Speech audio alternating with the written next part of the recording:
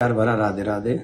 इस वीडियो में हम चर्चा करेंगे फागुन मास की कृष्ण पक्ष की एकादशी के विषय में। भगवान श्री कृष्ण से जब युधिष्ठिर ने पूछा कि फागुन मास की कृष्ण पक्ष की एकादशी को क्या कहते हैं, उसका क्या फल है, तब भगवान श्री कृष्ण ने कहा कि युधिष्ठिर, तुमने जो प्रश्न किया है वही प्रश्न एक बार नारद जी ने ब्रह्मा जी से किया था, और ब्रह्मा जी ने जो उत्तर दिया था वो ये था।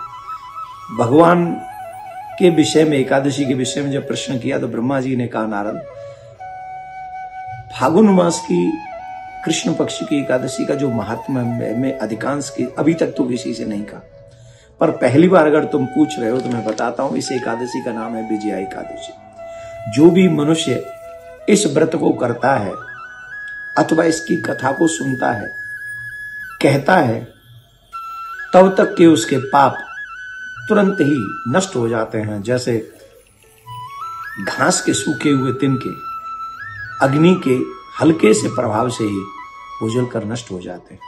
ठीक वैसे ही एकादशी का जो व्रत करते हैं, विजया एकादशी का व्रत करते हैं, इसका नाम ही है विजया। मतलब ऐसा कोई कार्य नहीं है जिसमें आप विजय प्राप्त न कर सकें। इसका एकमात्र ध्यान ये रखना है कि पूरे विधि विधान से हम इस व्रत को करें। तो विधि विधान क्या होगा, आइए हम आपको बता देते हैं।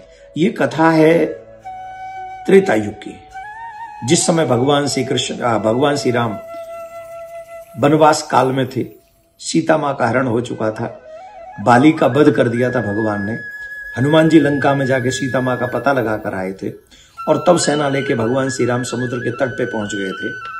तो अचानक से भगवान श्री राम लक्ष्मण से पूछा, लक्ष्मण, इतना विशाल का इस समुद्र है, इसमें अनेक अनेक भयानक भयानक जीव जंतु हैं, हमारे पास वानरी सेना है, हम इसे लेकर लंका में कैसे पहुंचे, समुद्र पार कैसे करें। तब लक्ष्मण जी ने कहा, प्रभु, आप तो ऐसे एक साधारण मानव की तरह पूछ रहे हैं, आप क्या नहीं कर सकते। रामायण में आता है कि एक बाण आपका समुद्र सोख सकता है, फिर आपके लिए कौन सी बड़ी बात है। परंतु आप मानव लीला करना चाहते हैं, इसलिए हे प्रभु, यहाँ पर एक साथ पास में एक संत रहते हैं, और वो संत वो कई ब्रह्मा देख चुके हैं, वो अवश्य कोई उपाय बताएंगे। तो भगवान श्री राम ने जाके उन संत को प्रणाम किया। संत ने भगवान श्री राम को देखा तो मन ही मन उन्होंने भी प्रणाम किया। वो समझ गई साक्षात ब्रह्म है और ये मानव लीला कर रहे हैं। तब भगवान ने कहा, मैं आपके पास इसलिए आया हूं कि मैं रावण पे विजय प्राप्त करना चाहता हूं और इस सेना को लेकर समुद्र पार करना चाहता हूं, ये कैसे संभव है। तब महाराज संत ने, उन मुनि ने भगवान श्री राम को बताया था, आप तो सामर्थ्यवान हैं, आप तो सब कुछ कर सकते हैं, परंतु फिर भी आप संसार को मार्गदर्शन देना चाहते हैं, तो आपको चाहिए कि आप विजया एकादशी का व्रत करें।